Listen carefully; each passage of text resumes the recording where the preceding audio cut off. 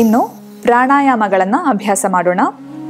ಮೊದಲಿಗೆ ಪದ್ಮಾಸನ ಅಥವಾ ಸ್ವಸ್ತಿಕಾಸನ ಅಥವಾ ಯಾವುದೇ ಆಸನದಲ್ಲಿ ಕೂತ್ಕೊಳ್ಳಿ.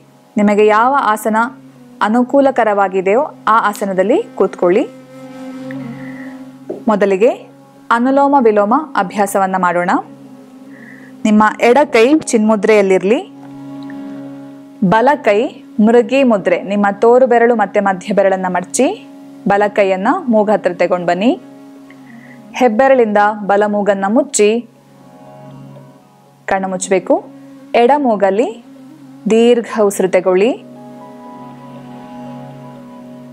ಎಡ ಮೂಗನ್ನು ಮುಚ್ಚಿ ಬಲ ಮೂಗಲ್ಲಿ ಉಸಿರು ಬಿಡಿ. ಬಲ ಮೂಗಲ್ಲಿ ದೀರ್ಘ ಉಸಿರು ತಗೊಳ್ಳಿ. ಬಲ ಮೂಗನ್ನು ಮುಚ್ಚಿ ಎಡ ಮೂಗಲ್ಲಿ ಉಸಿರು ಬಿಡಿ. ಇದು ಒಂದು ರೌಂಡ್. ಇದೇ ರೀತಿ ಪುನಃ ಮಾಡ್ತಾ ಹೋಗಿ. ಸಾಧ್ಯ ಆದರೆ 21 ರೌಂಡ್ ಮಾಡಿ.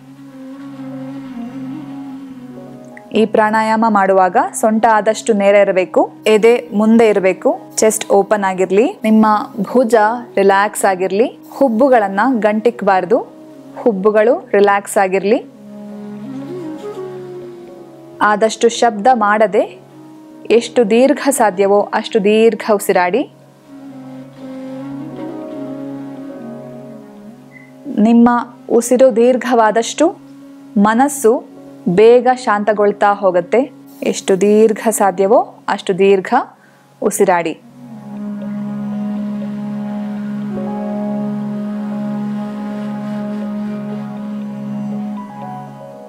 ಎಡಮೂಗಲ್ಲಿ ಉಸಿರು ಬಿಟ್ಟು ನಿಲ್ಲಿಸಿ.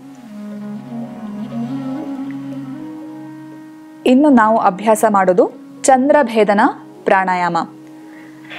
ಯಾವುದೇ ರೀತಿಯ ಮಾನಸಿಕ ಸಮಸ್ಯೆಗಳಿಗೆ ಇದು ರಾಮಬಾಣ ಅಂತ ಹೇಳ್ಬೋದು. ಬಲ ಕೈಯನ್ನ ಮೃಗಿ ಮುದ್ರೆಯಲ್ಲಿಟ್ಕೊಳ್ಳಿ.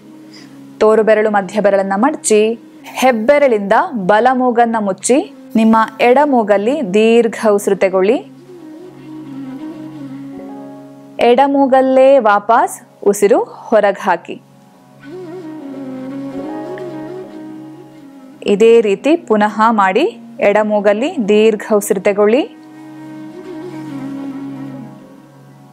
ಎಡ ಮೂಗಲ್ಲೇ ಉಸಿರು ಬಿಡಿ. ಈ ರೀತಿ ನಿಧಾನ ಉಸಿರಾಡ್ತಾ ಹೋಗಿ 21 ಸಲ ಮಾಡಿ. ಮನಸ್ಸಿಗೆ ತುಂಬ ಗಾಬರಿ ಆದಾಗ, ತುಂಬ ಕನ್ಫ್ಯೂಷನ್ ಆದಾಗ, ಮನಸ್ಸು ಬೇಸರಗೊಂಡಾಗ ಈ ಪ್ರಾಣಾಯಾಮವನ್ನು ಮಾಡಿದರೆ ನಿಮಗೆ ಪ್ರಯೋಜನ ಗೊತ್ತಾಗತ್ತೆ. ಮನಸ್ಸು ಆಹ್ಲಾದಕರಗೊಳ್ಳುತ್ತದೆ.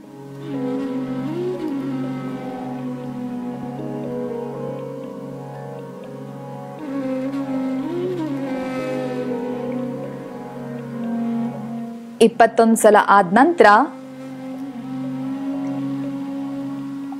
ಕೈಯನ್ನ ಕೆಳಗೆ ತನ್ನಿ.